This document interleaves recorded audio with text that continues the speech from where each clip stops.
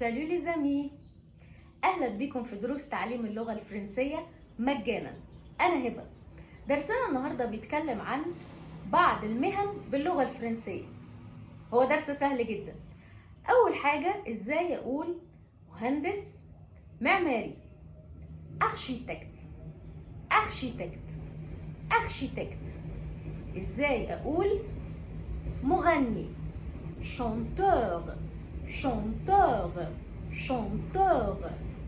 ازاي اقول حلواني، باتيسيي باتيسيي باتيسيي.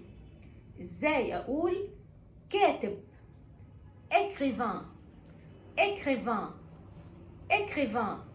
ازاي اقول صحفي، journaliste journaliste journaliste.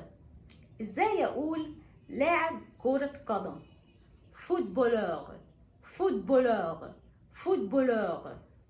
ازاي اقول ممثل، acteur acteur acteur. ازاي اقول مصور، photographe photographe photographe. درسنا النهارده انتهى. كان درس سهل قوي. لو حاسس انك استفدت ما تنساش تدوس سبسكرايب وتفعل زر الجرس علشان يوصلك كل جديد، وما تنساش تدعمنا بلايك وشير علشان الفيديو يوصل لاكبر عدد ممكن وعلشان غيرك يستفيد. باي.